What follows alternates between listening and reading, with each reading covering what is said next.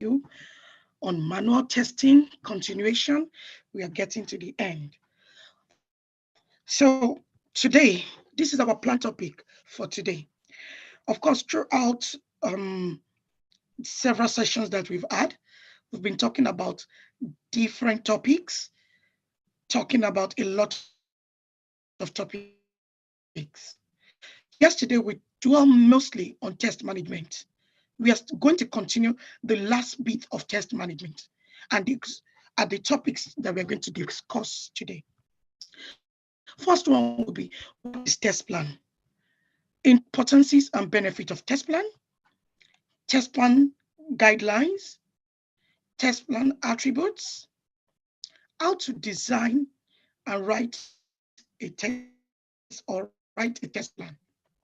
What is test strategy? Components of test strategy, how to design and write a test plan. Then test plan, the difference between test plan and test strategy. Then we've got Q&A session. At most, we have talked a lot about test management, the planning and execution phases, fundamental test processes, which leads to the 5 that we talk: test planning and control, test implementation and execution, test design and analysis, test report, likewise, not forgetting evaluating exit criteria and report. All these, including general principles, all types of testing, we are at the last phase, which is more of documentation. And yesterday we were talking about test management. So today, what we want to do is just to continue and finish up the test management. We can't finish test management without talking about these two guys: test plan and test strategy.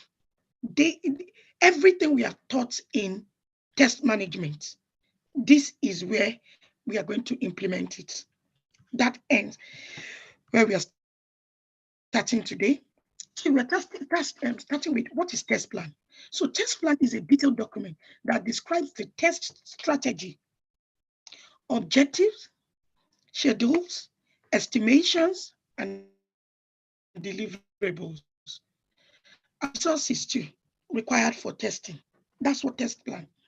That document is a document that comprises of everything that is going to be carried out during the project in terms of testing. That's what the document entails. That's a test plan. Now you'll be looking, how are we going to incorporate all this? There are various levels, various phases. What needs to be implemented in the document when you are designing it? We are going to talk about that. Test plan help us to determine the effort needed to validate the quality of the application under test. We have taken an application under test as Blue Sky. Blue Sky Citadel is one of the applications under test we are using. We'll continue with that. The test plan serves as a blueprint to conduct software testing activity as defined process, which is minutely monitored and controlled by the test manager. It has to be, manager has to be reviewing it intermittently to ensure that everything we have written in the test plan are being carried out. Those activities are deliverables that we are done correctly and they are implemented. That's the big picture of what test plan is. Now, if you have said this is a plan, there are things you are expecting in a plan. But before we dwell down into those, you want to know why, we have been talking about, why do we need a test plan? When we know what we want to, we know that yes, we are going to test. So why do we need a test plan? Because That's what you might be thinking that what exactly do you want to put in a test plan? What is the necessity of a test plan? Why is it important for us to have a test plan? We know that we are going to do several levels of testing. We know how to test it. We know the application on that test. We have our requirement documents. We have everything. So we don't need a test plan. Let's carry on with the work. No, that doesn't work. Take an example to a real world. You want to build, let's take an architect. He wants to build a house. He doesn't have a plan. What exactly do you want to put in a house? You want to build it, you want to give to people. You can just tell them 2 bedroom and no, they want to see what exactly you're going to do there. What are you going to offer us? At what phase are you now? Are you in phase one foundation? Yes, we are still doing foundation. This is what we have implemented. What is the next phase? Okay, we started mounting the blocks. We started mounting the blocks. Now we are doing all the interior. We've done it to we are designing inside, doing that. So at those phases, it gives visibility that this is the test plan, the blueprint of how we are going to build that house. That's the way test plan 2 works. We know you are going to test. We know testing is going to be done. It is paramount, but we need to know. So what are the importances? That's where we are. Important is when designing a test plan, there are multiple benefits. It helps people outside the test team, such as developers, business managers, customers, to understand the details of testing. So this helps them to understand what exactly we are going to do. With the test plan, they know that, oh, this is what these people are going to cover regarding the project, regarding the application, the system that we're working on. Now, test plan guides our thinking. It's more like this is at phase one, this is what you want to do. These are the approaches that we are going to take. So everybody knows that, yes, we are going towards it. When you jot things down, when you put things down in paper, it's easier for you to be able to walk in that process, to walk in those phases. Hence, the reason of this. It's a rule book which needs to be followed. So if you have a test plan, you need to follow it. Then important aspects are like test estimation, the scope, document. If you've got documents like test plan, it can be reviewed by the management team, by the development team. It can be reviewed by the wider audience. Let them have it list. That gives them a trust that whatever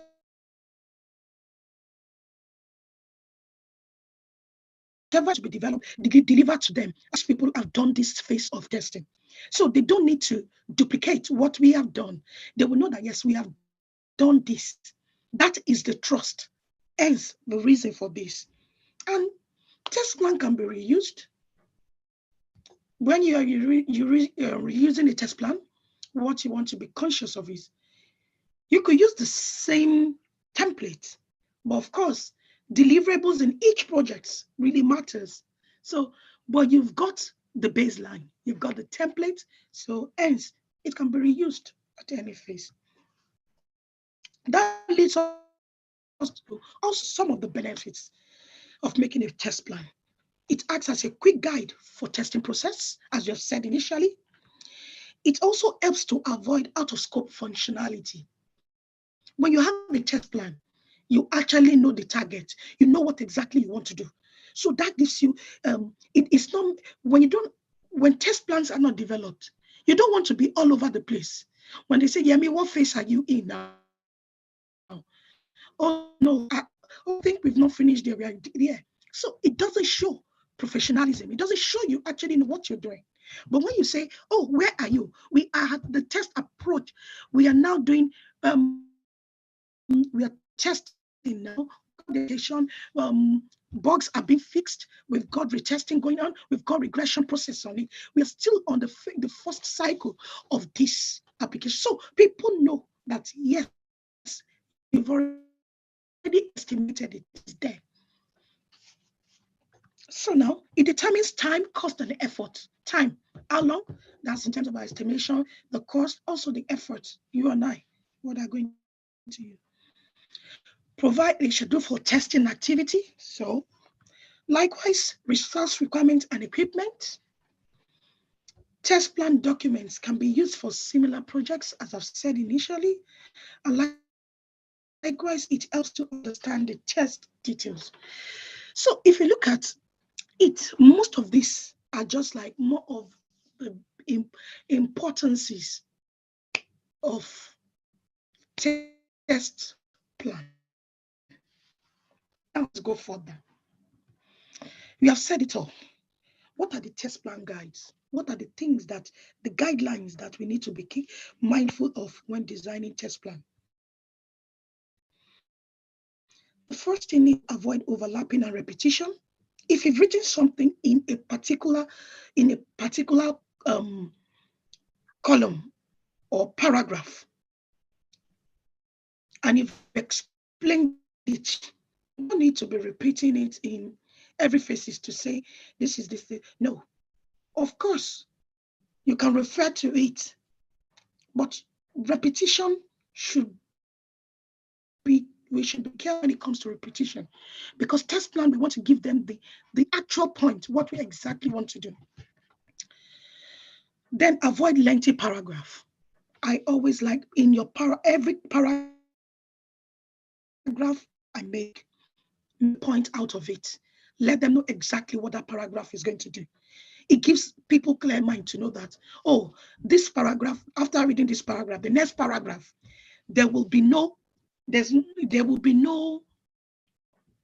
repetition. They are eager, they are expecting new things. But when they see 1, 2, 3, still you're talking about the same thing, it takes people out of it. Don't forget, people are going, you will think they don't read the document. I can outrightly tell you that people read it word for word. You will think it's not reviewed. They read it word for word. They check it. All the stakeholders involved. At least if you send it to like 20 people, I can guarantee you 15 will review it word for word. That's the way it is, because I also do the same when it comes to development. If you give me a solution document to look at, or a requirement document, I read it to the letter, just to be sure that, yes, you got a good view of it. So be careful when it comes to paragraph. Don't make it too lengthy, make it meaningful. Use list and tables. This is where it is. Hello, Miss. So, the screen is blank, please. It's blank. Yes, you can't see anything, please. No, it's not blank. You can see. I know we can't see anything. We can't see anything. It's black from here. It must be from your side, because I can see. Yeah, I can see clearly as well. It's not blank from here. Sorry. I can see clearly. Hold on. The screen is still at importance of text plan. Nothing is changing. Nothing is changing. Yes, nothing is changing. Yeah. It's blank here, actually. 1 minute. Let me just stop.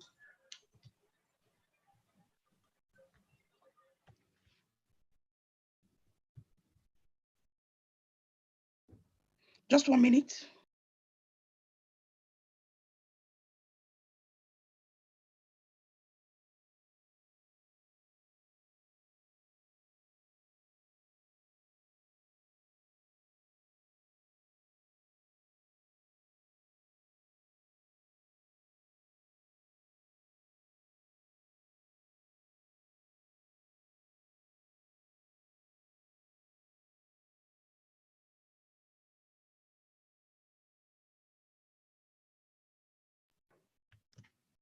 So can you tell me now if you can see it, please?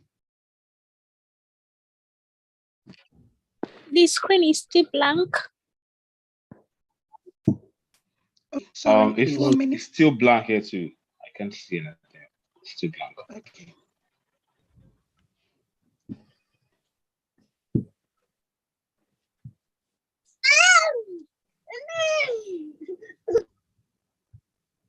Any luck about it now? If you can see it, please let me just know. No. Okay. Nothing. No. Sorry. Yeah. let me turn to pause the class. I think it appears to be a network issue. Maybe you switch off your Wi-Fi and put it back on. No.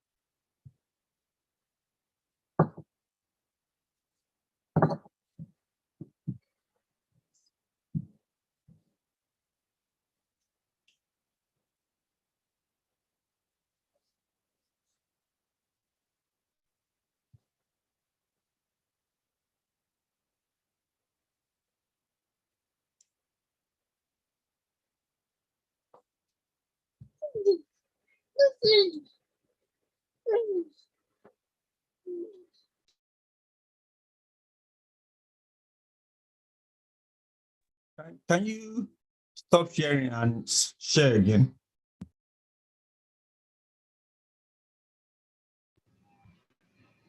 So I've stopped.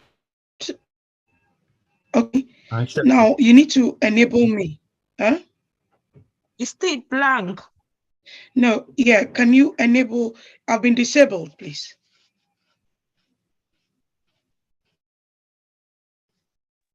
Okay, now. Okay.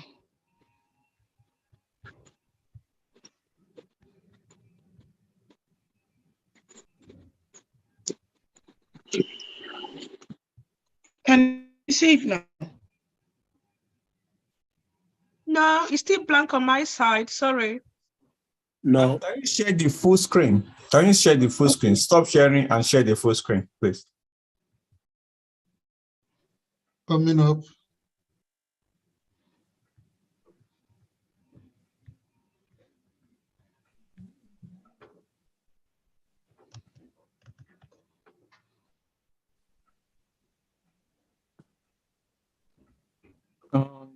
No. Do you mind if you just log out and log in again? Just sign out and come in. Yeah, again.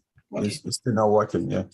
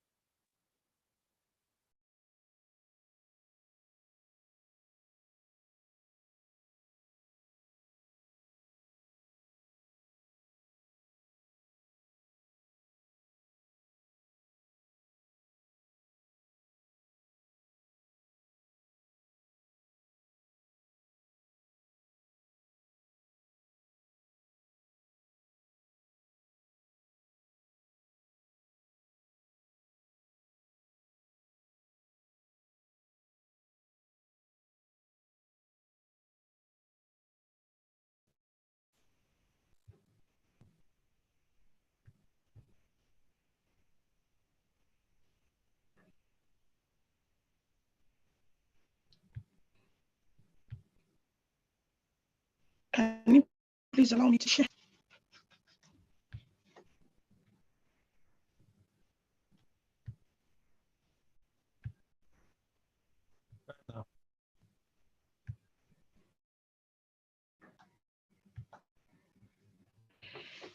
It's not letting me to share. Turn on, please. Okay. Entire screen.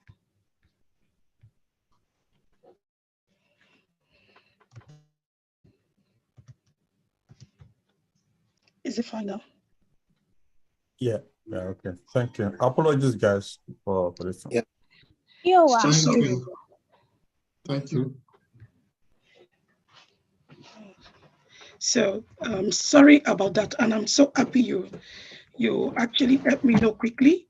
So where exactly we stopped at?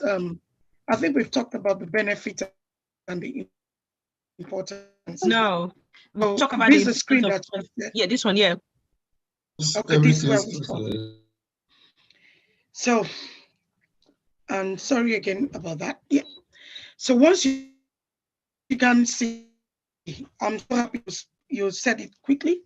So now we'll move to, as we're talking about the importances of test plan, and these are some of the list of the importances of test plan that I said. It helps people outside the team, such as developers, business and managers, talk about the customers to understand the details of testing.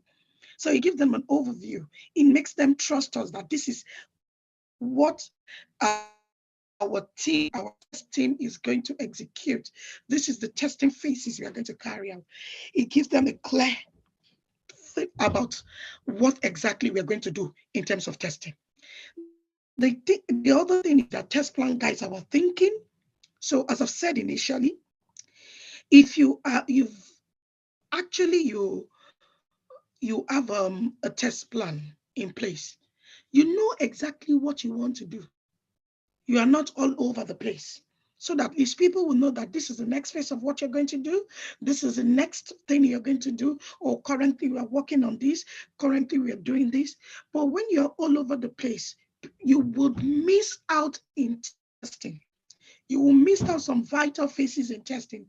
Hence, you might not deliver a good product, even if it's bug-free. Those were the clues. Those were some of the points that were derived.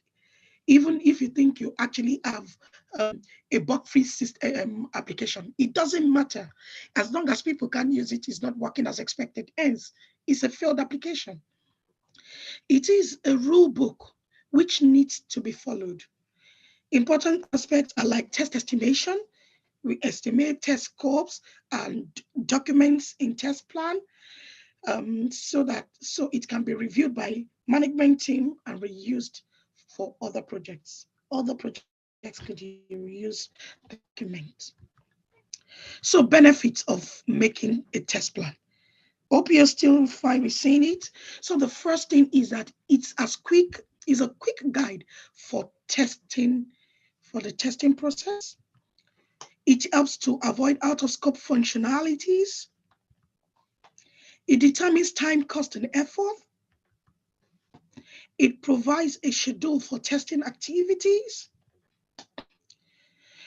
resource requirements and equipment, resources, you and I, equipment, what we're going to use, what tools are we going to use, all this, it puts it in place because you put it in your test plan. It's going to be there. Test plan document can be used for similar projects. It helps to understand the test details. Likewise, it helps in determining the quality of software application. These are both the importances, the benefit, same thing for test plan. All these are the reason why we need to create a test plan. It is vital you have a test plan for your project. There are different ways of writing test plan. Most of the time, if you get to some organization, there are templates out there. They might have templates in most of the organization, but I can tell you predominantly, some organizations too don't have template.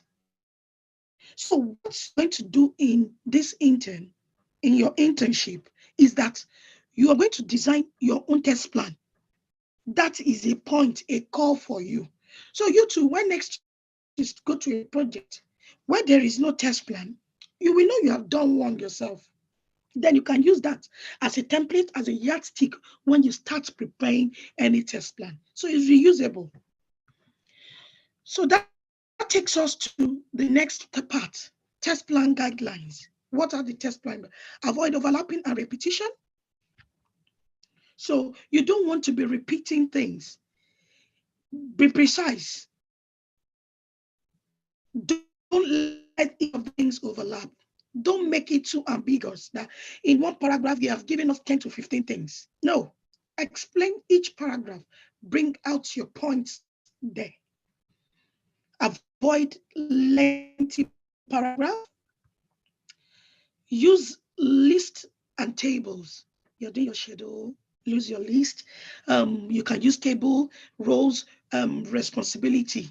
The name, role, and the responsibility. So name of these people in when you're talking about the responsibility, you put their names. What is their job title? Dev, QA, data analyst, business analyst. What is their role? So can be in table format. It makes it easier when people see table, see pictures, see list. They'll feel that, let me just go there quickly. So all these things are what brings. Then update test plan. Test plan, we have to update plan. Things change, requirement changes, functionalities are being changed. So you have to update your test plan to make it up to date. Don't use outdated test plan. That essence. Don't use outdated. Don't believe that what you actually have now, after 2 years, that a lot of things have gone over. There are additions. There have been things that have been modified. There are things that have been amended. There are things that have been removed. Your test plan have to be up to date. So that takes us to another plan. What are the test plan attributes? What are test plan attributes? We've got these attributes of test plan, and mainly 15 parts of it. So this can be written, they are in templates, it can be written. Most of them, I can tell you that we have covered everything here single-handedly in all our topics. Let's start. We got the objective. What is the objective? What is the project about? What is we as testing, what do we want to deliver? That's an attribute. Test strategy, that's the next phase we're going to talk about after test plan. Test methodology, that's the most, like, what is the test methodology we're going to go? What is the approach we're going to use? So what's going to be done? All that will be explained further. Roles and responsibility, I've talked about it. Then we are talking about the backup call. We talk about risk. We talk about assumption. We talk about schedule. We talk about defect tracking, test environment, entry and exit criteria. You've got a template. We've got deliverables. We've got automation. All these are interwoven. So you can have all these attributes in your test plan. It depends on the exact phase your test plan wants to be. There's no definite structure to say this is what you want it to. It's you now that need to design the way you want your test plan to look at. You've got the attributes. There are vital things that needs to be there. Once those vital things are achieved, then if you want to make it more simpler, more pictorial, given different graph, different format, all left to you. But these phases have to be incorporated into your test plan. So that leads with objective, the test strategy, and test methodology approach. So from there, it moves to your assumption, risk. It moves all to test, to the template. So now, don't forget test automation. You'll be watching that. Why is test automation coming here? Test automation is coming here because in your internship, you're going to do test automation. And that leads you to say we are using C# as the programming language, and we've got lots of tools and libraries that they are going to use to be able to boost, to be able to work when it comes to automation. You can see that work hand in hand when it comes to, but the main thing you are learning here is the foundation, is the big thing before you can move ahead to say you want to start automation. Now, let's take it further. how to prepare a test plan. I've been saying it all. I've done everything. I've shown you the attributes. What out of those things that you have seen, the attributes I've shown you now, we want to incorporate it into designing a test plan. So that right, I put it there to be something that you will understand that I'm going to write it. It's typing it, but literally you are designing it. That goes with some 8 features, how it works together to make us be able to write a test plan. The first thing you will have heard, I said overview, objective. The first thing is that you want to analyze the product. Okay, what's the product exactly you want to work here? That's Blue Sky Citadel website. That is our product. What other project are we working on? Oh, Google platform. That's a product. What other project are we working on? Prep Major. That's another platform. Now, I've taken Blue Sky as a sample case. What does Blue Sky do? So you need to analyze it. Okay, Blue Sky is a learning platform. They actually deliver several lectures. All that. It's not you thinking now. It is what you have been learning from the kickoff meeting, requirement gathering, all those phases. Those things are already there. But you now, as a tester, after gathering all those information, you want to write your test plan.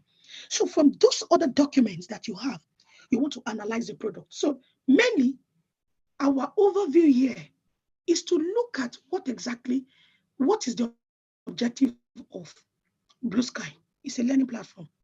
And that's where exactly we are going to. The next thing is design a test strategy. You need to now break it down little by little to say, this is what is going to happen. This is what we're going to test. This is how testing is going to be done. That's where design of test strategy comes. Then the next thing we want to talk about, define test objectives. What exactly are the test objectives that we want to work on? What are the objectives we want to work on? Those objectives, exactly. We want to test Blue Sky platform. Our major goal here is to do certain testing to validate this Blue Sky platform. There are different phases that we're going to work on. There are different approaches that we're going to take to it. So you need to know the objective. The next thing is design the test criteria. So designing your test criteria, talking about your exit and entry criteria. How are we going to start? When exactly are we going to say we are going to start? Now, the fifth thing is that you do your resource planning. How many people are going to test it? Are we going to need people? Analyze it. Plan your test environment. At this phase, what are the test environment going to be engaged? We've got a proper test environment where we, as a test team, we use. After then, it's going to be deployed to the UAT environment, which is more of the users acceptance testing, where it's going to be done, either by the business user or by any other person. After then, we go to schedule estimation and estimation. Who is going to do this at what time, what phase? So those two have to be in process. Then the last of it all, we determine the test deliverables. So this is mainly how to design your test plan. If you look at it, it's going this way, 1, 2, 3, 4, and it's going and it ends at this point. Let's move forward. We've started to write. The first one we talked about was analyze the product. So the product that we want to analyze on that test is the Blue Sky website. So you should research the client and the end users to know their needs and expectation from the application. So you can be asking the question, okay, when you were doing your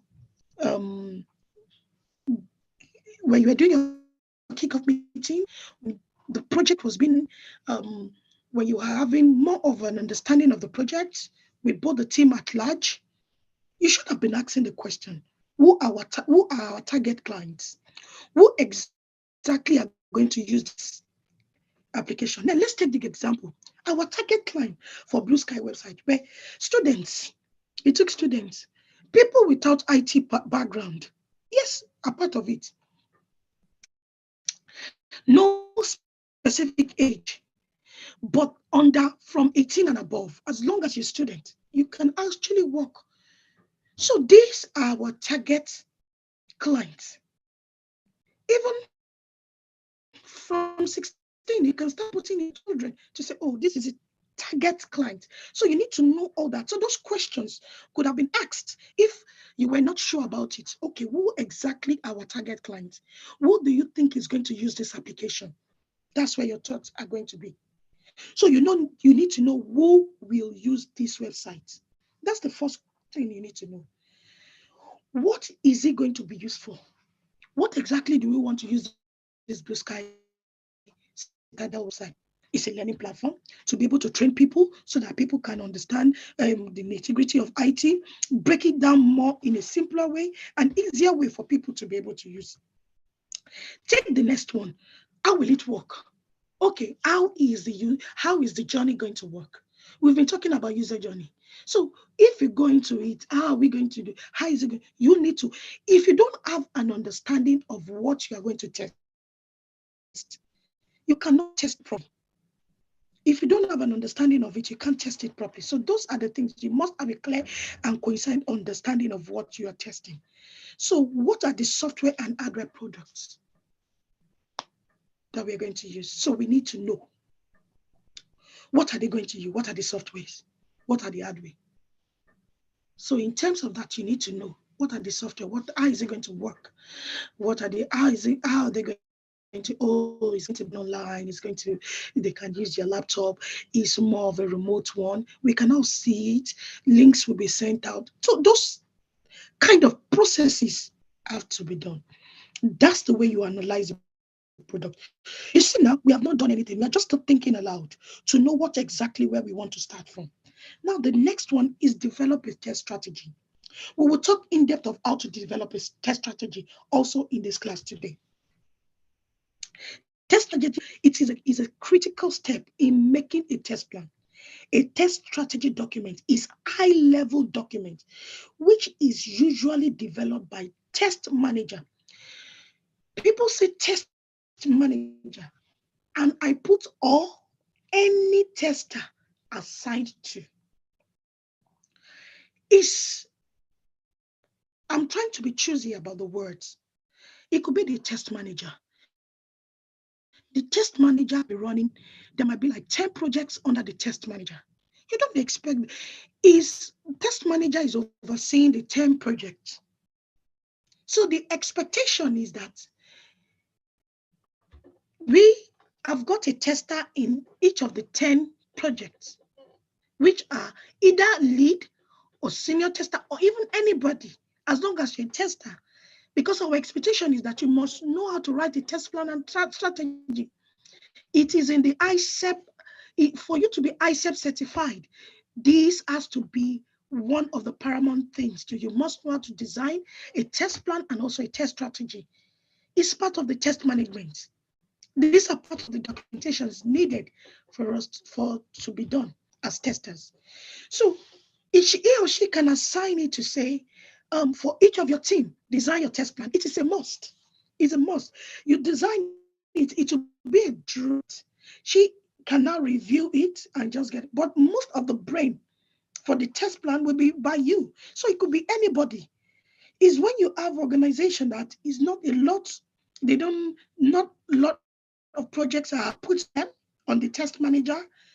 So organization hierarchy too it differs when it comes to this. So it's not a thing for test manager only. It could be anybody anybody, any tester, not let me use word anybody, any tester within the testing team can design it. You can brainstorm together, you can ask questions, but we all are liable to be able to design and develop a test strategy. Then that leads us to, let's continue to the third one, which is define test objectives. Test objective is the overall goal and achievement of the test execution.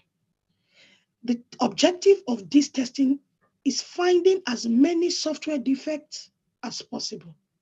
Ensure that software under test is bug-free before releases. So you as a tester, your major role and objective as a tester is to find bugs, break the system. Use every combination to break the system. To define the test objective, you'll have these 2 steps. List all the software features. What are the features? Functional testing, performance, GUI, graphical user interface, non-functional testing, all the phases that you're going to, which you need to test. List them. That's part of your objective. Define the target or the goal of the test based on the above features. So these features that you have, functionality, what exactly is the target? What are your functionalities there? You've got the login, you've got the search, you've got the courses attached, you've got the cards, you've got the payment. Those features, list your goals against them. How are you going to test them? Know what exactly you want to achieve in each of these features. Then that takes us to the fourth one, test criteria. What are the test criteria? Exit, entry criteria. So entry criteria, we talked very much about it yesterday. Exit criteria, we've also talked much about it. Entry, when to start testing. Exit, when to stop testing. You can see predominantly what I am bringing to life is everything we are taught. That's what has to go into this big book, into this big sheet, to know that yes, test plan is where you are going to incorporate all this. So what we are trying to do is that we are trying to organize ourselves to know that this is the approach we are going to take, but we need to state it down somewhere. So this platform, this test plan platform is where we are going to put all our objectives there. Then that takes us to the fifth one, which is resource planning. Resource planning is a detailed summary of all types of resources required to complete the project tasks. Resource could be human, equipment, materials needed to complete it. It could be you and I. It could be equipment. It could be maybe we need, if we want to do mobile testing too, we could need some devices, some materials, laptops. So anything could be that. Then the sixth one is to plan the test environment. We have been talking about it. We need to know what a test environment is. A test environment is a setup of software and hardware on which the testing team is going to execute their test cases. Let's take it that Blue Sky. You all have been to Blue Sky website. As long as you're here, you have been to Blue Sky website. So for you to go to Blue Sky website, before Blue Sky website went live, it will start its journey from the test environment, where you and I as testers, we tested that application first. That website, the system was tested properly before we now put it live. It was done by teams like interns like you two. So we too, we tested that and that came to life. Then everyone can use it. When I mean everyone, when it is live, it is public.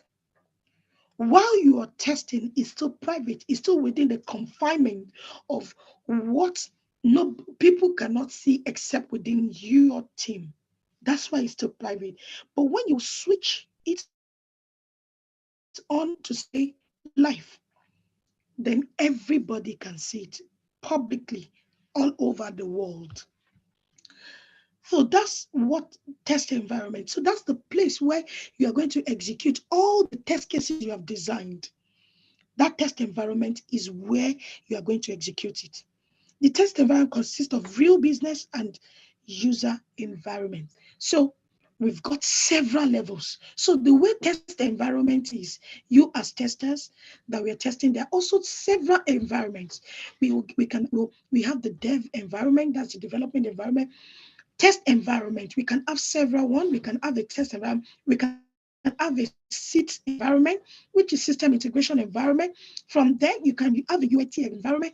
You have a pre-prod environment. You have a production environment. So there could be different levels, different things rolling on the pipeline. So from one phase to the other, one to the other. So as long as this is going, there are deployment processes and levels for this environment. So the last of it all here is schedule and estimation.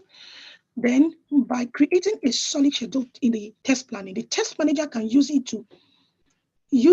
it as tool for monitoring the project progress, control the cost overruns. To create the project schedule, the test plan needs several types of input, such as employee and project deadline. So we need to know what is the project deadline, the working days, what the resource availability are. So we need to know. That's why we say, have you got holidays in that period? In the next 3-6 months, do you have holidays?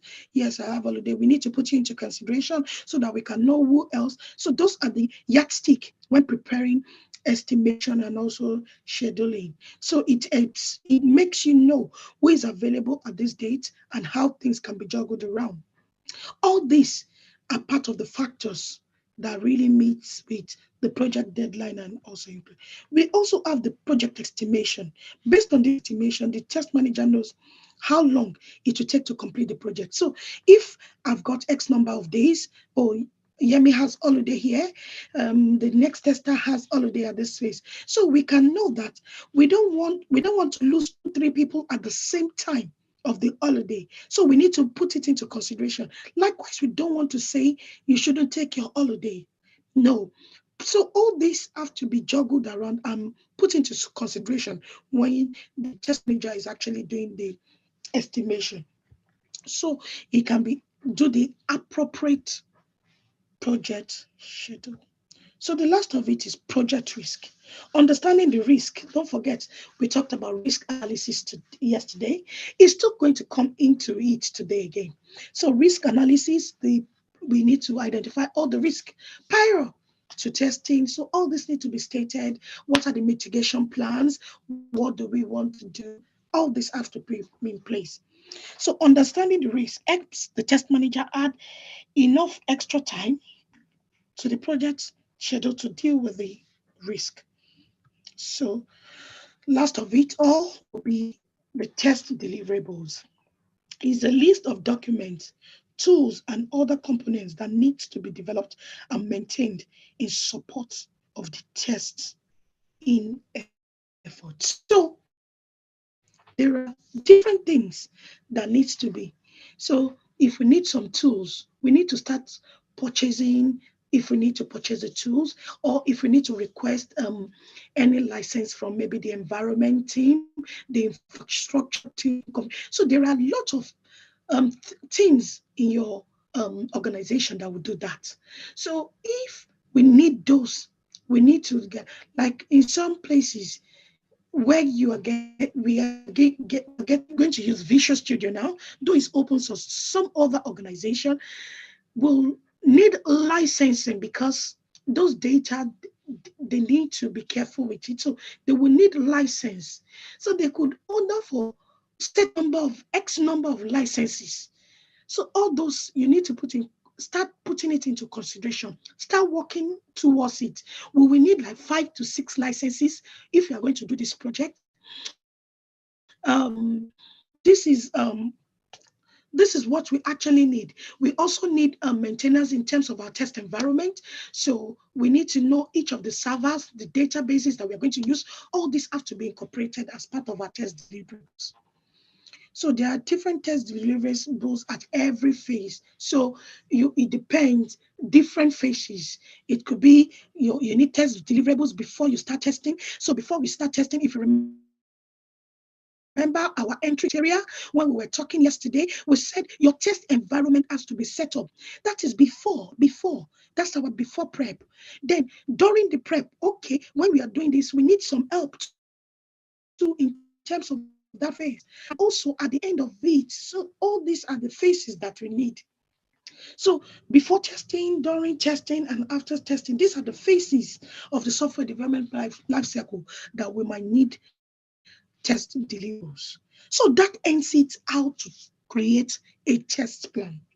This leads us further to, we have seen what test plan is. We've seen what this big person is. This is the major document. It's a document for everyone within the development team and also to other stakeholders relevant. We've got sponsors. We've got sponsors that sponsor the project. They also need to see exactly you want to deliver. You are talking about testing. Let's know what exactly you want to test. And this document shows that when you design a test plan, we will know if you know the job or not from test plan. That's why there are different templates out there.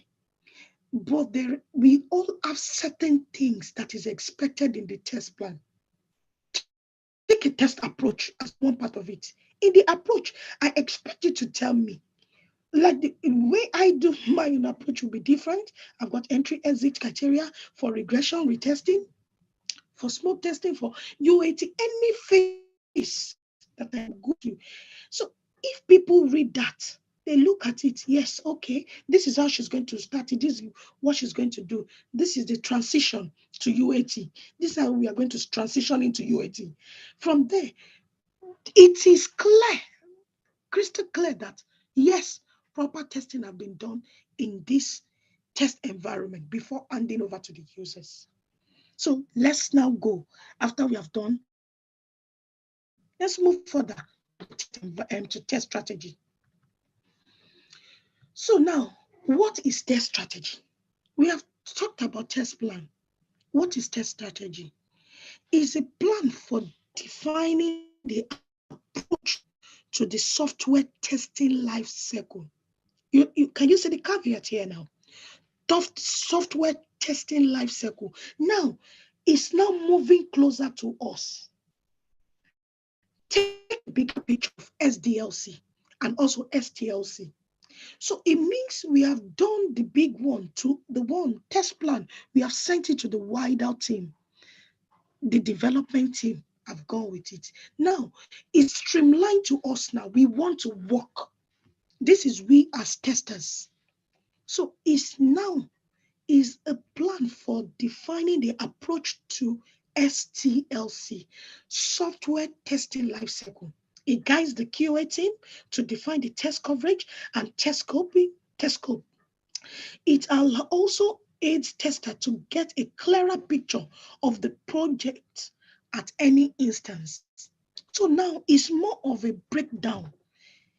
It's more of a clearer pay. The first one we have done it in high level. Now we want to do it in our own testing level.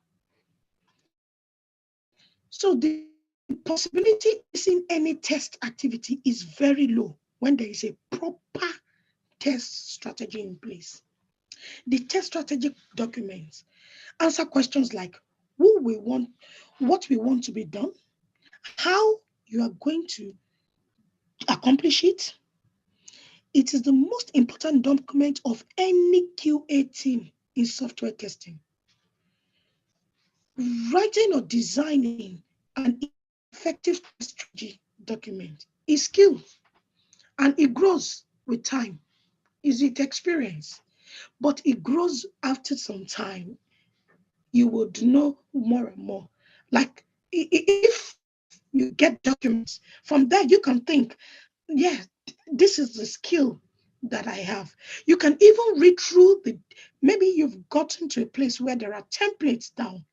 Think, what is quality of a good tester? Thinking out of the box.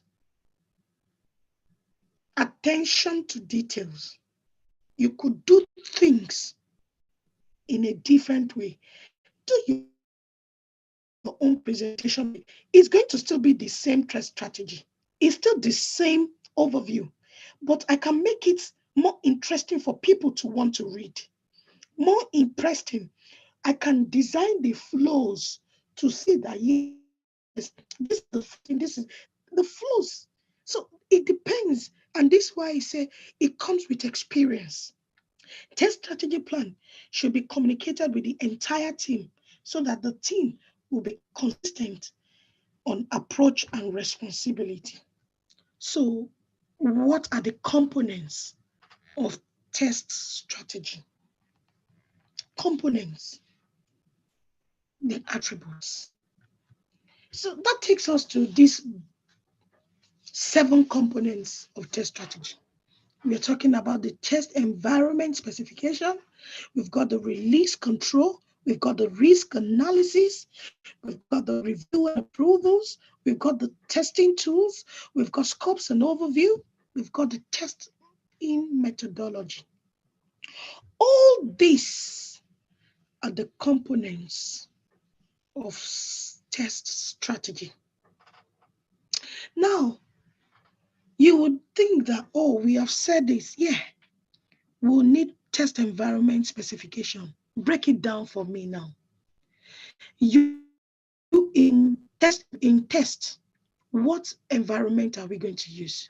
We are going to use the test environment. What is the database name? What is the server that we're going to use? After the server, you need the database. Any form of test data that we need there. Break this thing down. Let's know what is going to happen in the test environment. After then, where is it promoted to? The integration environment. Okay, fantastic. What happens at this level? Let us know what are so all those break, they need to be well detailed.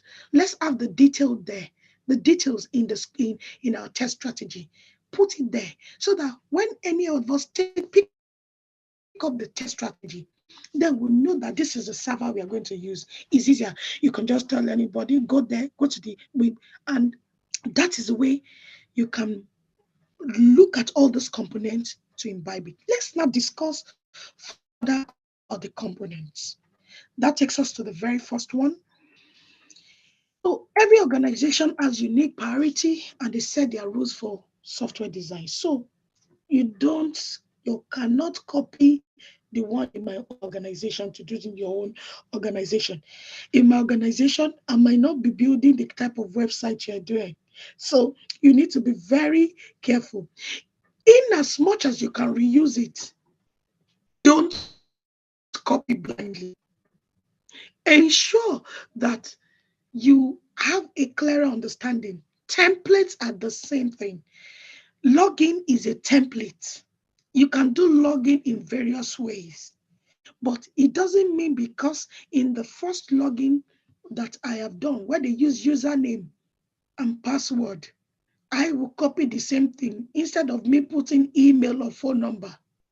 It doesn't tally. So I would have make sure I ensure that all parameters, all variables are in accordance to it. So be careful when you are reusing the documents. Please be careful. Always ensure that their document is compatible and adds value to your software development before following the template. That's it. So that takes us to the very first one, scope and overview. Scope and overview is the first session of the test strategy. So you have an overview, a clearer picture. What do we want to do? Any product overview includes information about who should approve, review, and use the document. So in your first page, first 1, 2 should be the first one. The first page will be mainly the name of the project, the author, the date. The next page of the project should be the distribution list. So what do I mean? When it's being reviewed, you need a box who is reviewing, the dates that they did review, and the name and what the feedback was when they review. Now you need some document, some approvals. Who is going to approve it? You've got a test manager to approve it if it's designed by any member of the team. That's the first person that approves. You give the test manager, project manager within there too. Might also want to see the breakdown of what we want to do. A business analyst too might want to see what exactly were they able to capture what I was telling them. They could be a part of the distribution list. Now we can take stakeholders from outside the development team to business users. We can also bring them along to see. This is now what we as testers want to do.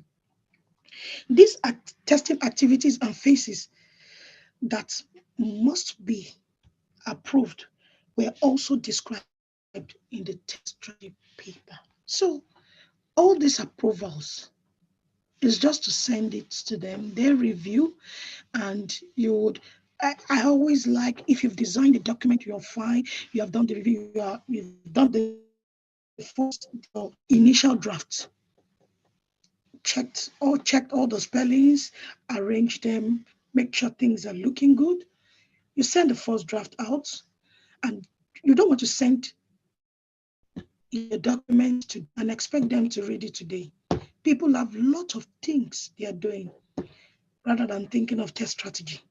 So what you put in place is you could put some 5, you could put some days, a week, 2 weeks, but make sure that you state it there on or before close of business on that date. Put it when you're sending this as an initial draft. Please, can you review and come back with your comments? And before end of the days, you have sent it today. Your expectation is that at the end of this, you should be able, at the end of the class, at the end of you sending out the test strategy, you sent it today. You've given them, you've given it till next week, Wednesday. Today is Monday till next week, Wednesday.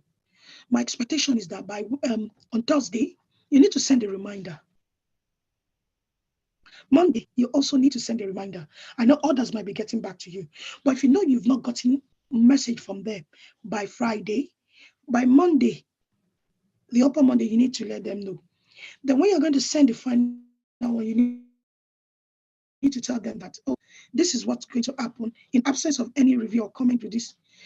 So when they send their reviews and comments, you update according to it, or if you need some clarification, if you need to tell them, oh, this is the reason, so you can explain things when you do. So that's the way these phases are.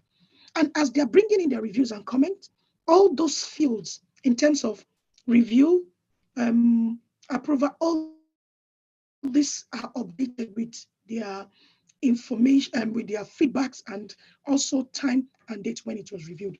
That makes it that when you're writing your TCR, your test closure report, it gives them the project manager reviewed it, the test manager reviewed it, so everyone is aware then that's fine. So people know that they are aware of what you are doing from the scratch. So overview of the project, as well as information on who should utilize this page. So you'll see it in the document. Include information such as who evaluates and approves the documents. Define the testing activities and phases that will be performed, as well as the timetables that will be followed in relation to the overall project timelines stated in the test plan. So these two have to work together. Just incorporate it into it. Look at the overall project, look at the timelines, look at your schedules, and make sure things are in sync with what is in test plan. So the second one is, let's look at the test methodology and approach. It defines process of testing. Don't forget, we talked about testing level. We are incorporating it into the test strategy now. Unit testing, integration testing, system testing, acceptance testing. That's our testing level. Roles and responsibility of the testing team. Each team member. QA, the test manager, the QA, one is the test manager to review the test strategy and also peer review if you want them to just review the tests. Who designs the script?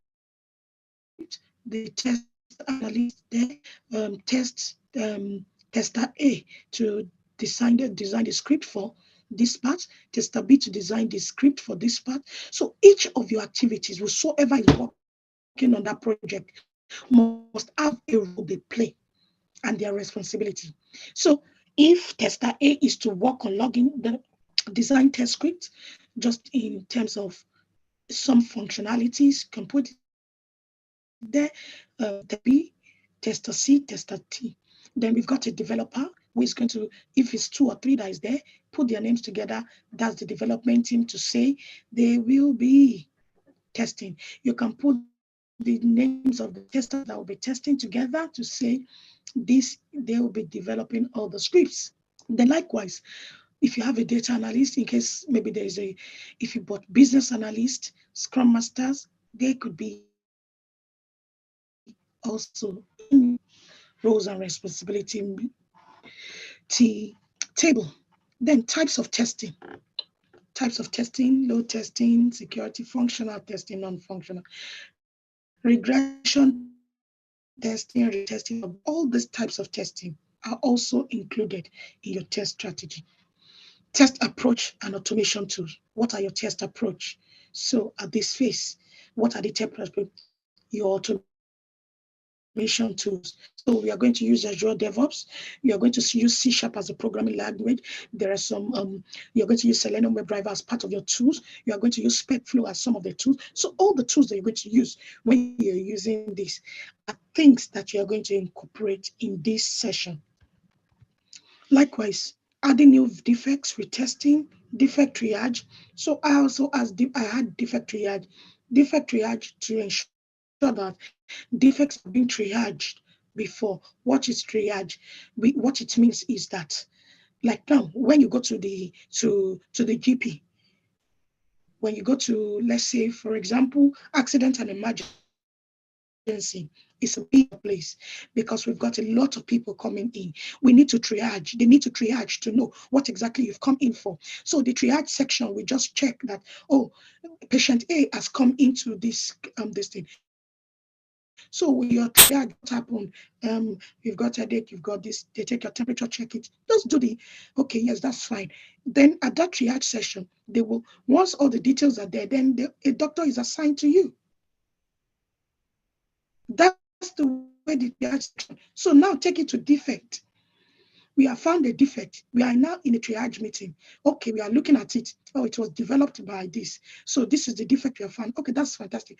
We would assign this defect to developer A. That is the triage. So now we do regression testing. Retesting after the defect has been fixed to ensure that there's nothing. Then we do a regression to be. Then after all these processes, we do a test sign-off. So that ends the methodology and approach session. That takes us to the third one, which is test environment. Test environment, we talked about test environment, define the number of requirements and setup required for each environment. So at each phases, each environment, the configuration is slightly different. The way things are in dev are different from the way it's going to be in a test environment. Likewise, test to UAT to production. All these environments have different ways. The ones that you're going to see like a mirror of each other are more of pre-production and production itself. So it's a mirror. What you're seeing there is what you'll be seeing in the live environment. Then, for example, the functional testing team might have one test environment, and maybe the UAT, they will have another test environment. Like in some organizations that you've got big teams, testing teams, you can't use one test environment, because if not, we'll be stepping on each other. So you have multiple test environment. So you can have test environment 1, 2, 3, 4, 5. So if team A is using the, team B can use 2, team C can do. So it depends. This on the environment, how it's used in the organization you're working with. Then define backups of test data and restore strategy. So you need to define the backup of test data. What exactly are the test data? In case there's any recovery mode, how are we going to do that? So all these two have to be as part of our test environment. So if you've got backup, like currently now, if you're using some platforms now, you can back up your message. The same thing works. Those data are the same thing we back up to when it comes to testing. Step 4, let's talk about testing tools.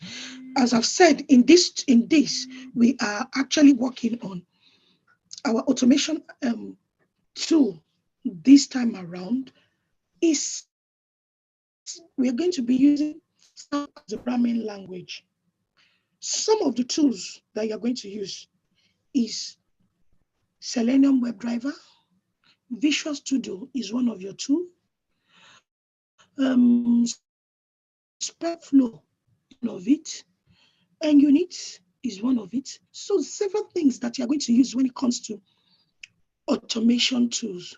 We are going to use Azure DevOps for our test case creation. So all these are going to be what we are going to use as our tools when it comes to testing in this program, in this section of internship.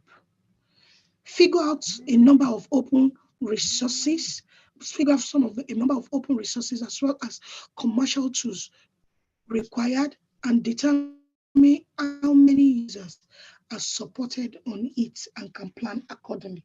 So that's where you check the licensing, look at it. Or if it's a free open source, okay, yes, we can manage, we can do. So just know, do your homework, research on all this before you commence testing. So just research on it. So the next thing is we go into the release control. Release management plan with appropriate version history that will make sure test execution for all modification in that release. When you have gotten, most of the time, be mindful of the version of the release that you have. This is always key. When releases are done, make sure you, as a tester, advocate for a release note. The reason for this is that with the release note, it tells you exactly the version you are expecting to get.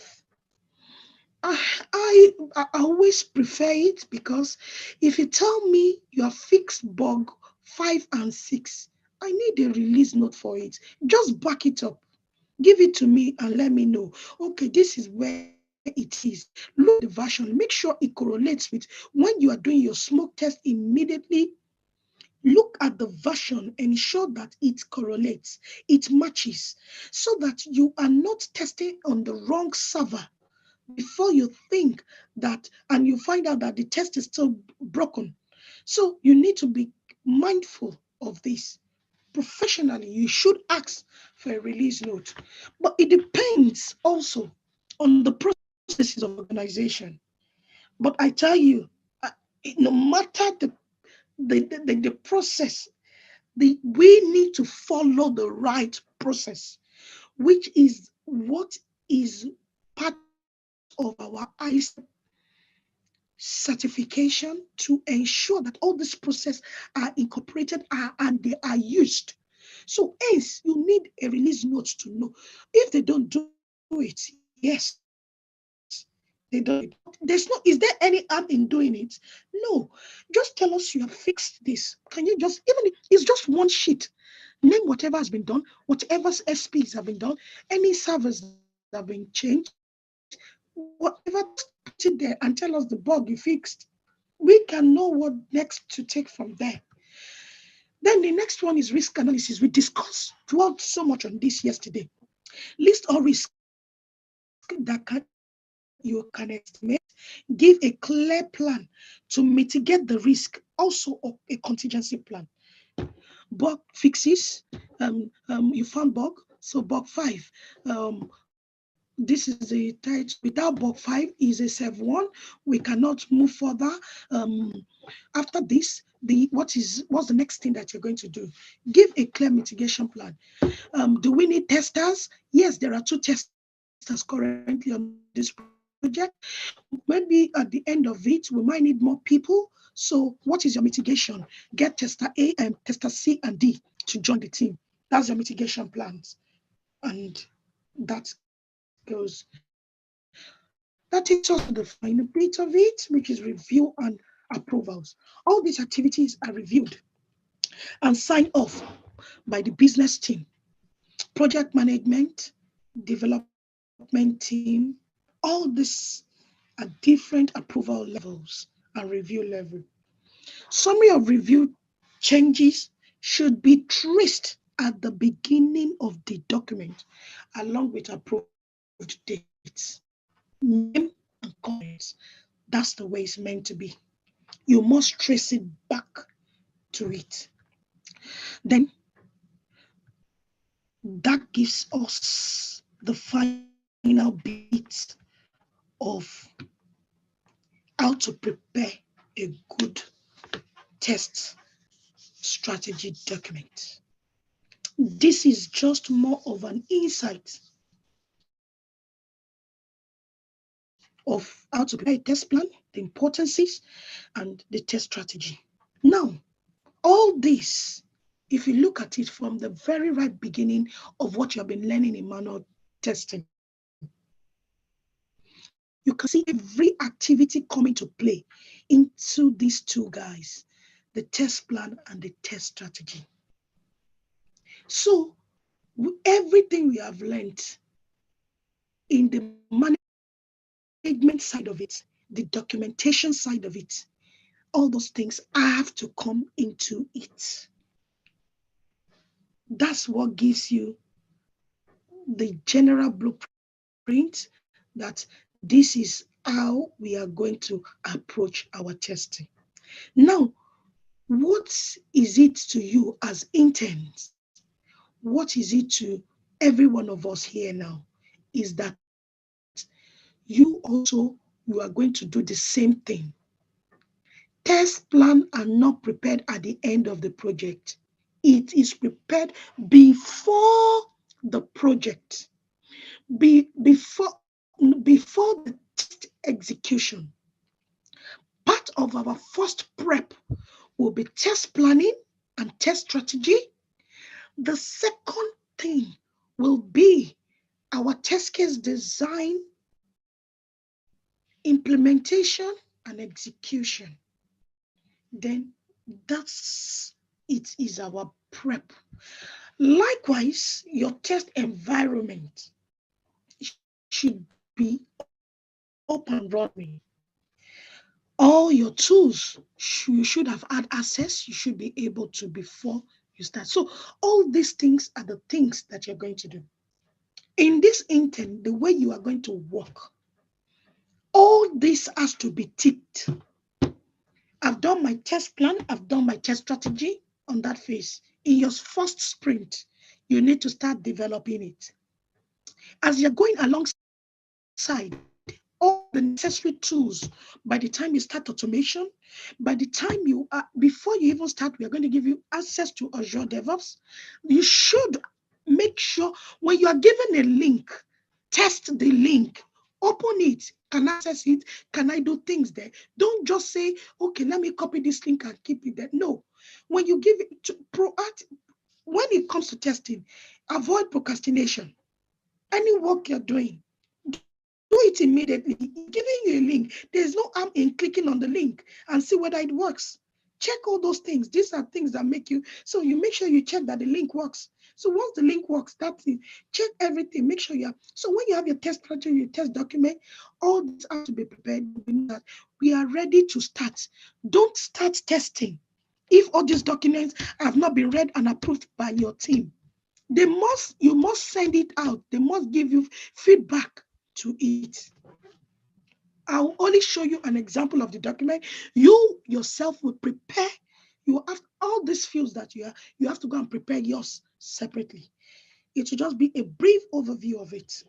So now the next thing is, let's just look at the difference between them, test plan and test strategy. That's test plan and test strategy. We just want to see some difference in between them. Test plan. A test plan for software project can be defined as a document that defines the codes, the scope, objective, approach, and emphasizes on software testing efforts. While test strategy is a set of guidelines that explains the test design and determines how testing needs to be done. So this test strategy gives you the guideline. This is how testing is going to be done. We'll take the approach of regression testing. We are going to start the QA team of Blue Sky Citadel. I'm going to start testing from this point. So our entry criteria is we've got all our test cases, everything prepared, and our exit criteria, all the execution, implementation, and execution phase is being completed. All works and bugs, fixes have been fixed and retested, and regression testing have been done. Those breakdown has to be in detail. But the test plan wants to give you the scope, the objective, the approach to how we are going to get this. Then the next thing is components of test plan includes the test plan ID, the features to be tested, the test techniques, testing tags, features passed or failed, criteria, test deliverables, responsibilities, and schedules. Likewise, components of test strategy involves objective and scope too, documentation formats, test processes. So we need to know the test implementation and execution. This is why the test fundamental test process is imbibed. Team F reporting. So there should be a reporting structure in place. Client communication. So we have to communicate with the client. All these are looked at when it comes to the test strategy. So also, test plan is carried out by a test manager or anybody or lead or anyone within the team, anyone assigned to do that describes how to test, when to test, who will test, and what to test. A test strategy is carried out by the project manager too. It says what type of technique to follow and which model to test. Test plan narrates about the specification. Test strategy narrates about the general approaches. Test plan can be changed. Test strategy cannot be. So we update test plan at every interval. All these are predominantly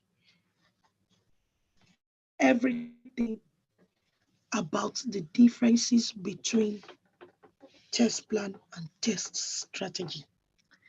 So all these are the big documents that we as testing team will use. Now, to you as a class, you are getting so close to finishing everything about manual testing. Every other phase is more of a workshop that we have now. So you have everything in place. This is more of the theoretical path that we are ending tonight. Every other time we'll meet is more of the workshop that we are going to do. This ends the class for tonight. Thank you to every one of you. And we go to our session of Q&A. So let's go to our chat. If you've got any question, okay, Okpayemi Emmanuel, unmute and ask your question, please. Okay, good evening, and thank you for this kind of lessons, lecture. In fact, it's really amazing, and thank you so much. And I really want to thank the Blue Sky for this kind of training. Yeah, this, everything we learned, because we are new into this role, and seems so ambiguous, so big, but I just want to ask, I have some questions, just some set of questions. Number one, we've learned a lot in this class, but is there a way that this kind of thing could be demonstrated to us? We've been learning about the theoretical aspect now, how to write these things out.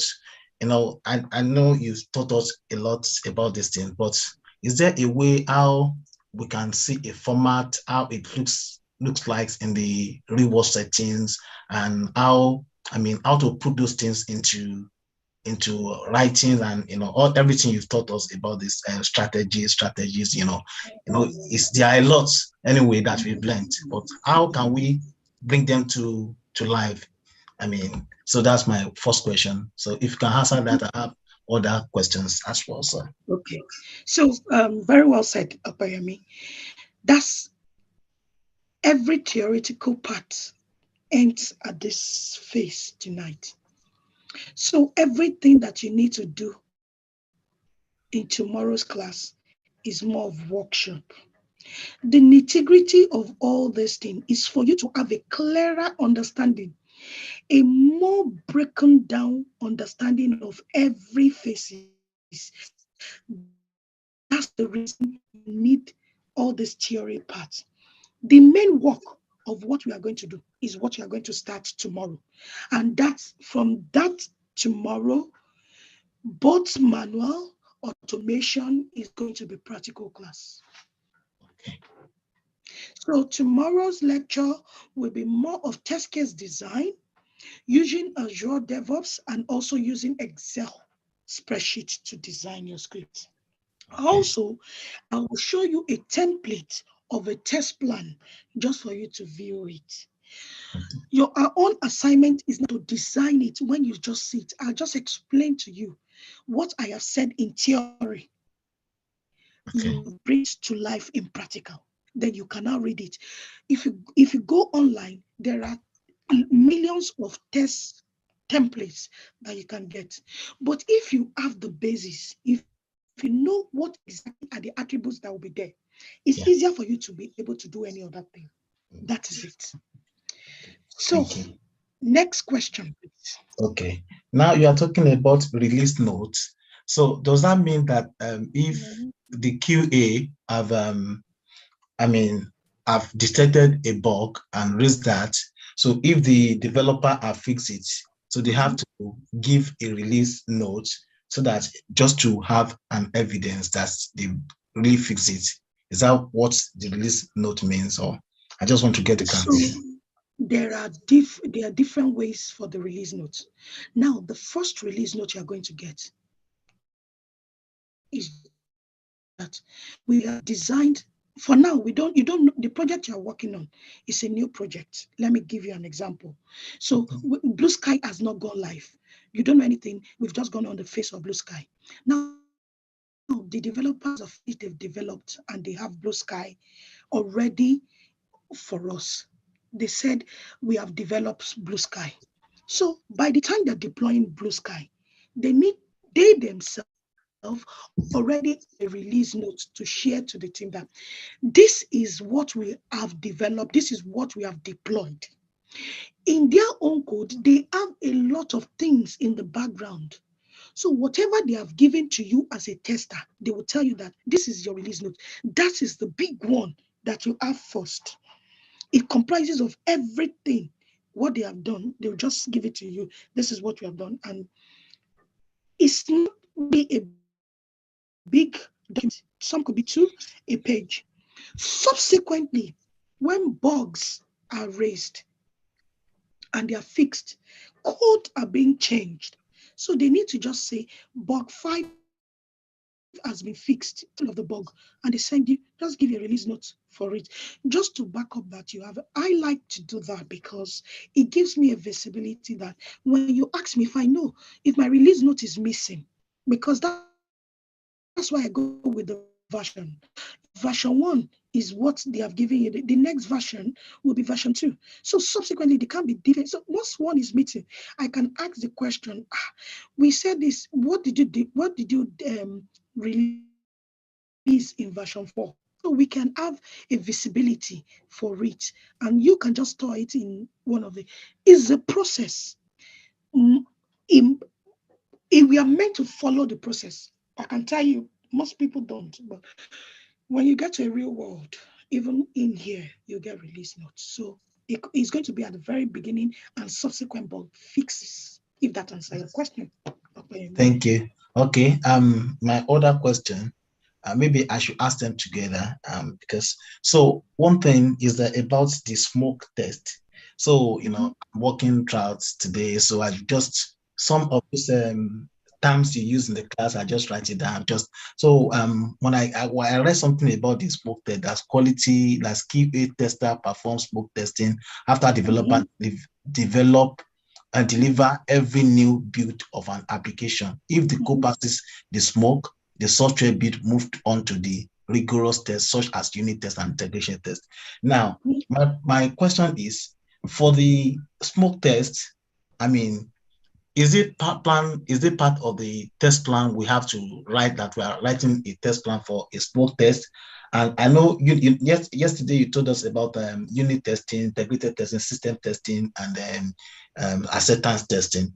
So how does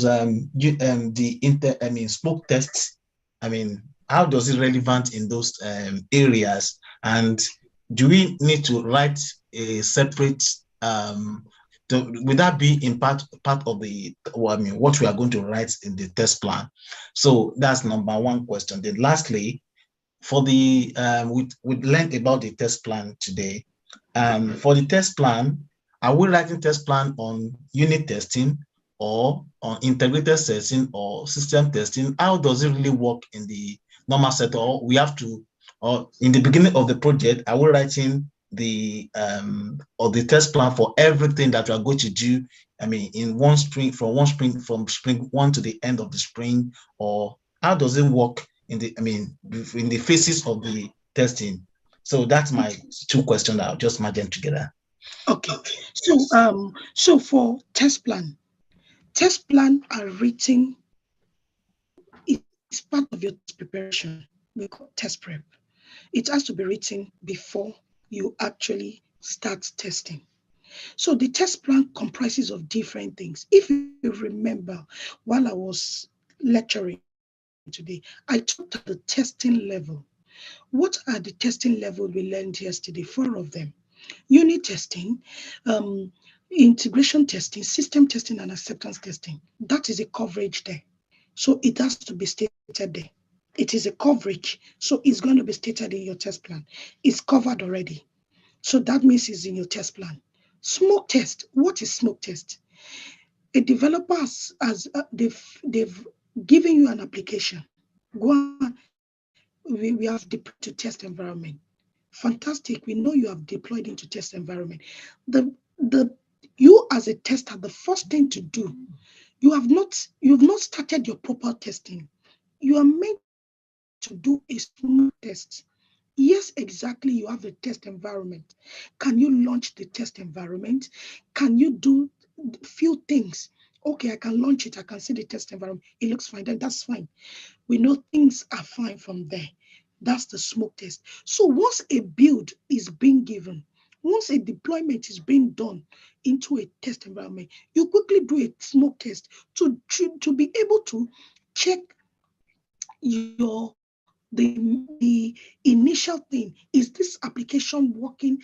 Is this working as expected when the build was released or when it was deployed? I can give you most of the time when you do an initial build, when it's being deployed, when you go to the endpoint, it might crash. I can tell you, it will crash. If it crashes, then that's a sign of smoke test. You need to check first. So smoke test is just to check that the build is working as expected. You have not done any rigorous testing. You have not gone in depth. You have not started testing. You have not started your functional testing. You have not moved further. So all these are incorporated. So you don't write a separate test plan for smoke tests. It is part of your activities. It is part of your approach that you are going to use when you are testing. So it should be stated in your test plan. So those are part of the testing phases you are going to work with when it comes to. So this can be tested in your test plan.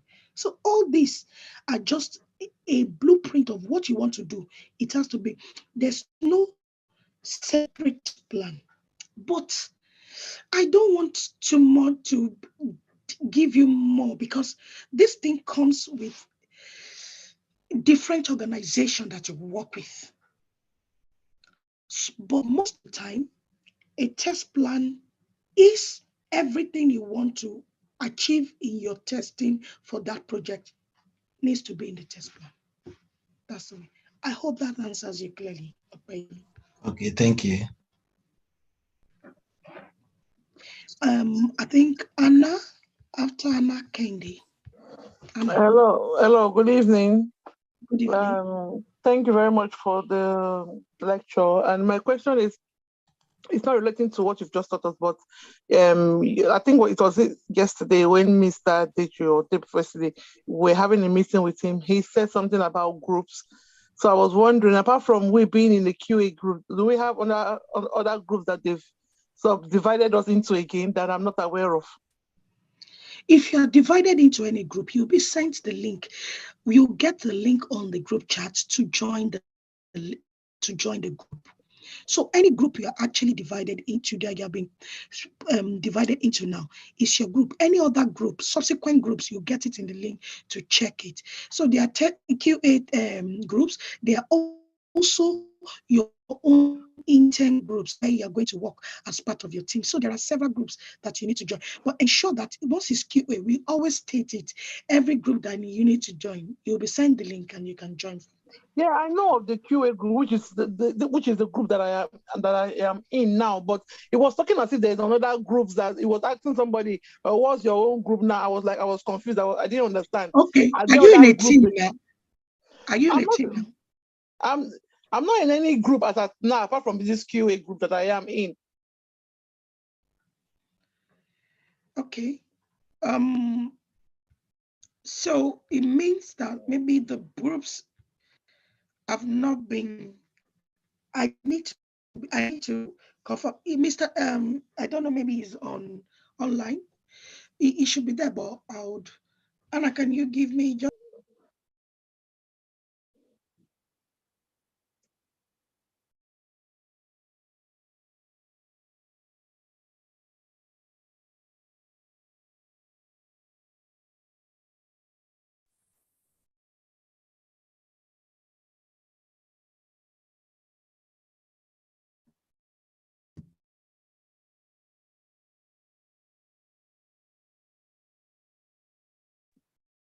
my understanding is that for each of you,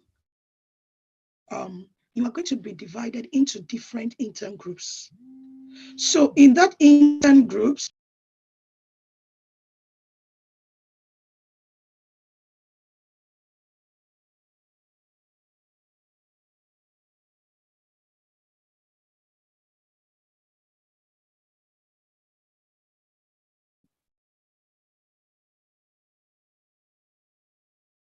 B.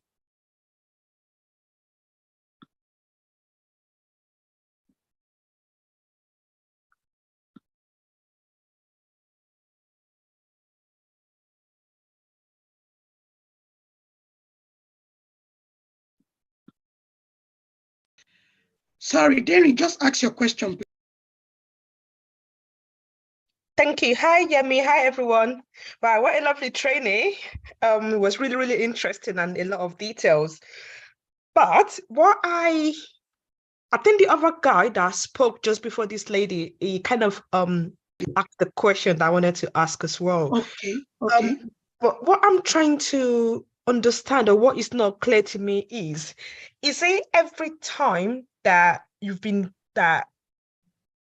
given a task to do? Yeah, is that where you need to kind of write a test script or a test case, if that's the word? Okay, so if my understanding of what you're asking, Kenny, is that these are two different things. Yes. For a test plan and test strategy, when you start, you are going to write that document. Is a one-off. It's a one-off. So you're going to write it at the beginning. Everyone does the approval, and then now, if you are asking about test case, if you are given a tax today, you are going to write a test case on the tax. Once you're given a tax, you write a test case. You write a manual test case, you do an automation test case on it. So, yes, but test plan and test strategy are documents that are done from the very beginning. Is only updates that are done after then. But test cases, you will keep, if you are given a login functionality, you are going to write test case on it. You write test case on everything. You write test case on the password. If you are given registration, you are going to write a test case on it. If you are given set functionality, you write a test. That is the way it works for test cases. Right. Because it's a continuous thing. You don't know what is coming next in the pre-sprint. So you can't build this case down. So that's the way test case works. So that's why you're working in an agile environment. So if these 2 weeks, in 2 weeks, you want, what the team has agreed on is, the first priority is the login functionality. Everybody will commit into sprint for the next 2 weeks. So until that login functionality is being resolved, is being done, that is when you can move further. That's the way it works. So cases, you keep writing your test cases. But for test plan and test strategy, is once you do it, then that's it. So any other question, Kenny? Yes. Okay. So once the task is all completed, that the task that you've been given is all done. So does it mean that the test case is going to be closed? So is that the end of the test case for that task that you've been assigned to do? Absolutely. That is, let me know. I don't want to use the word that you said in, because you didn't. What I want to believe that you're saying is that when the tax you have asked the login, you have designed the test case, that is only expectation. Have you executed it? Yes, now we've only implemented it. Now, when you execute it, you've worked, okay, everything is working as expected. For that sprint, all your test cases have been validated. If there is a bug raised, it's been fixed, you have retested, and everything is working. That is the end of that functionality, login functionality. And that test case, once everything is executed, this past is run. That is it. You pick another task. That's the way it works. Right. You do the same thing, execute it, do it. So if you're doing it manually, writing your script manually, the way we are going to do tomorrow in the workshop, the same way you're going to do. When it comes to automation, if it's an automation candidate, then you do an automation for it. So that's the way it works. Okay, just one last final question. I'm not too sure if this is right or wrong. Does anyone have to check the test case that you've written? Do you have to kind of show it to anybody to make sure that it's accurate? Yes. Or like for we new beginners, once we started working, yeah? Yes. Okay, great, wonderful, thank you. So what you are going to do, Kenny, is that when you are doing, you will think you're designing the script. Okay. For everyone, I'm still going to have a workshop. Okay. I've got some colleagues too that will join the workshop. If I give you an assignment, you are going to display it to the whole team. Nobody, and in this group, please note it, you can't laugh at anyone and you can't talk about anybody. We all are here to learn. Don't know nothing. So you have to display it in front of every one of us. Your colleagues can correct you. I also will correct you. That's the essence. If I correct you here, you will never make a mistake when you get to the field because you're actually on that field. So even after we have done the demo here, subsequently, I will go in there to review it. When I review it, I'll give my comment and tell you what to do in those test cases. So that's the way we work. So because I have access to every of your boards. So I'll be able to review it. Great, wonderful. Thank you. Likewise, me, we've got mentors. We've got bodies that will review them. Yeah, so that's the way it works. Thank you. So let's go to the, yeah, no problem. Yeah, next person, Akinola, please. Yeah, good evening. My question is, what's the difference between smoke testing and static testing? Static testing, you're testing without code. Static testing could be on reviewing a document. You are reviewing the requirement document. That's static testing. You can just be looking at the test cases. Static. You're not doing anything. You're not running. You're not executing. You're just reading through to have an understanding. Smoke test is just after a build has been deployed. You have to test whether it is working. That link or the endpoint where you are going to test environment is working. That's the thing you do in smoke test. In static testing, you don't. It's just static, staying, stagnant, reading through, reviewing. That is what static testing is. All right, thank you. You're welcome, please. Abdul Ghaffar, please. Anna, I'm coming back to you. I think I've told someone to join from the admin team. So we're going to talk about your question now. Abdul Ghaffar, good evening.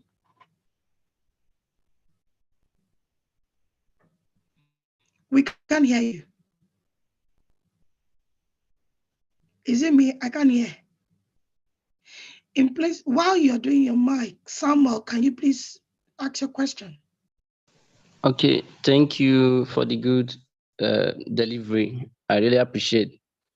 Please, my question goes to name verification. I registered with the name Samuel Ozioko, but when I saw the list, I couldn't find my surname. I only saw Sammy. So I'm a kind of confused. I don't know if that name really applies to me. So that's just my confusion. Okay, 1 minute.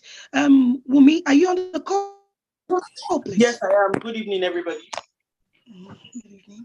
Good evening. Okay, so Samuel, in as much as I'd like to answer your question directly, I can't confirm if that Samuel is yours, one. Then secondly, you're a QA. If you have any issue relating to this next time, you don't need to bring it here. Your tutor doesn't have anything to do with it. Escalate to your SM. Give them things to do. Let your SM worry about that. As little as that is, tell your SM knows what to do. Your SM will find a solution and revert to you. Do you understand? So I'm giving you the assignment tonight. Tell your SM, let your SM, she'll find who to reach and we'll try and resolve it for you. But just for the purpose of being, straight with you today, find me on Telegram and write your correct email and tell me exactly what it is so I can verify for you and revert. So Samuel, are you okay with that? Yes, I understand. Thank you. Okay. Okay, thank you so much, Samuel. So yeah, 1 minute, Gafal, Abdul Gafal, sorry. Before we go to you, yes, I can hear you now clearly. So before we go to you, Anna, can you please come up in, Yes. please? Anna. So Wumi, Yes, can you I'm listen, listening. please? Yes, please. Can you ask a question now? Yes, my question is that we had a meeting with Mr. Deji. So he was talking about we being in different group, and it was somebody now raised a question. He now asked the person that which group is the person. The person now said he himself doesn't really know the group that he is. This is not got nothing to do with QA. I think in the group that he's talking about, I don't know if they've divided us into different smaller groups again under QA. That's what I don't know. Umi, are you there? If they've divided you into other groups. I didn't get your question properly. I'm trying to figure out exactly what you said. I don't know, maybe maybe people that were in that meeting can help me with this. Yes. With what? She's talking about Agile Project Group. I think she's talking about the team. Yes. On Teams. On Teams. You know, the only thing I can do to probably help everybody is, maybe in the next general meeting, I'll take the first 10 minutes to show you what's going on there. You see, everybody is inside Agile projects because you are all here for Agile. Everybody's here for Agile. Then under Agile projects, your project teams are listed underneath, right? So every project is there. You see all projects. So for example, if your SM wants to set up a meeting, for you guys, that SM will go into, for example, Upsilon team, click on it to set up a meeting. So that if, for example, Kappa wants to do a meeting, they won't clash with Upsilon because Upsilon has their own meeting line. Kappa has their own meeting line. Hence why you see the list of all the groups there. That's by the way. Then your roles are now after the Agile project. You see software testing there, you see Scrum Mastery, you see QA. Software is same for QA. You see for developers, everybody are there. So when we are having a general meeting for example, QA, so we'll go under software testing to create that meeting for you if you're going to have a meeting on Teams. Right now, BA are having meetings on Teams. So it doesn't mean you can also be having meetings right now on Teams. However, we're just having this for a live section on Zoom. So that's the reason. So you don't worry about that. It's not really your worry. If you need anything, just tell your Scrum Master, or even you, if you're doing a meeting between QAs within your team, you can go there and create a meeting. So like I said, maybe the next general meeting, I'll show everybody how to create a meeting so you don't get confused. Some people really don't know how to, but I know some people have gotten the hang of it. But even instead of waiting till general meeting, please just call on your mentor or your body, more especially your body. They'll show you immediately. Easy peasy, 30 seconds. Does that answer your question? Yes, thank you. I'll wait till the next general meeting so that I can see what you're actually saying, because that's the only way I can get to tell. Reach out to your you can reach out to your mentor or your body this evening. You can do that, or you just tell your Scrum Master. Easy peasy. Abdul Gafar, please. Okay, thank you very much for delivery this night. Yes. Please, I would like to know if test strategy. You told us that test plan is like a master book, a master plan that shows the document that shows your plan, the entire plan. Now, test strategy, is it inclusive in the test plan, or is it going to be a separate book on its own? Correct. So, what you've asked, I will tell you literally that most organizations mix things together. Some of them merge both of them together. And the reason why they merge them together is because they believe test strategy, which naturally is meant to be in the test plan. But you are meant to write it separate document. What test plan does is more of an eye level. What test strategy does is more of the STLC, breaking the testing phase down. This phase, you can say in the test strategy, your test approach session, you can say regression testing. Explain what you want to do in the regression testing. On main points, this is what you want to do. You can talk about your smoke test. The first thing we want to do when it comes to smoke test. So all these are imbibed in the test strategy. So it's not that it's in the test strategy, but most of them, both of them have similar features. But one is on a high level, the other one is broken down similarly to what it is in the high level. Okay, I got that. But Thank you so much. And they you, are two Victoria, I like that. separate. Yes, they are two separate documents. But you can get somewhere they will tell you, oh, test strategy is same thing as test plan. You just work the way they have their template. That's it. Okay. So Bola Alade, please. Oh, thank you very much. Thanks for the opportunity and thanks for the delivery. I just want to know what actually determines the tool to be used in if you are on a sprint or if you are working on any of these strategies you've told us tonight. I mean, what actually determines the kind of tools? Because you mentioned some like is it C# and okay, is that the second one? Okay, so like now, yeah, no, okay, so for like now, what determines the tool? It depends on you as a team. So now in this intern, in the previous one, it was Java they used, but in this winter session of the intern, we use C#. C# is a programming language. We have several programming languages.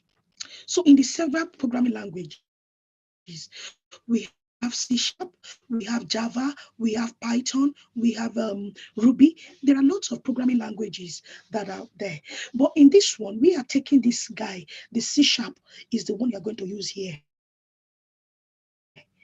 In this event, that programming, that's the language you are going to use to code. Now, the tools that I'm talking about are some of the tools that works with that language. So there are, if you are using C#, there are certain tools, there are certain libraries that need to work so that you'll be able to automate. They will explain that to you. Now, some of the tools again are the tools that you need, and they will tell you the reason why you need those tools. The one that we are using as general tool for defect management, for agile delivery, for all your stuff, bug raising, test case design. So that is going to be the Azure DevOps, which every one of us are going to use. That is where we're going to use that. That's Okay, it. thank you. I think, thank you. does that answer your question, Bola? Yes, thank you very much. All right.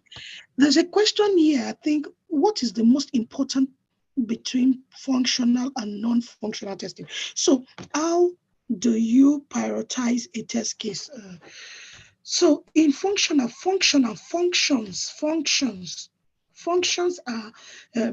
login functionality, search functionality, adding to cart. Those are functionalities. They are things, features that you can see, you can do. Non-functional testing comprises of performance testing, which is load stress. This is when you are actually looking for a way to force something on the system. Take an example in Sky. When you know a lot of people will be going to that website, there will be traffic on that website. We need to test it. All these are called the NFRs, non-functional requirement, non-functional testing. So this is where NF comes in. So at this phase, non-functional testing and performance testing, security testing. When it comes to hacking, all those things, this is non-functional testing. Security, penetration testing, all these are non-functional testing. How do you prioritize a test case? I said it initially. Prioritization of test cases are done in various ways. Now, take an example of Blue Sky. When you want to prioritize, you need to look at where exactly, what is the main thing there? What is the thing that that if you don't test it properly, there will be an issue. Let's take it. Let's take the payment card as one of it. If you don't test the when you are paying properly, one of the thing I said, the reason why we test, consequences of not testing properly. loss of business reputation, loss of money, death, injury when you don't test properly. So if you don't test that place in terms of money, you will find out that people can pay, the people can choose a course and they did not pay. So you are losing money. That is the reason why you need to prioritize. So at this stage, you now need, when you finish writing your test cases, what are the risks? What are the ones that have got highly risk? You need to put them in front. That's where you start testing from, because you can spend most of your time testing those ones, so that the last bit of your test will not be maybe on the low case. So your must have, your should be tested as your priority. That's the way you prioritize your test cases. Understood? I see and understood from what we have on the board. Yeah. Any other question? So, in the absence of no question, I leave you all for tonight's class. And tomorrow, please, when you're coming in tomorrow, get your spreadsheet. That is your Excel spreadsheet. Just get something like this. That's what I mean. I hope you can see my screen. That's something like that. So I did that. So that's what I'm going to use. This is an Excel sheet. So we can actually do that from there. So just get something like this that you can write on, or maybe, but most of the time it's sweeter when you use Excel. Then I'll show you how to import these also into Azure DevOps when you write it. So, and I'll take also tomorrow various types of test cases that you can write together. How do we get this Excel, please? Check it. It's one of the Microsoft Office tools that you have. Just look at it. There are free ones, or you can just check online. You should be able to get it. So, all right, good night for tonight, and thank you all for the class. See you tomorrow. Bye. Thank you, Chief. Thank Have you. a good day. Thank you. Thank you. Thank you. We are still not able to install the Azure. Don't worry, Akinola will get that resolved tomorrow. Or you can speak to your SM. That's your SM is Scrum Master. So just speak to your Scrum Master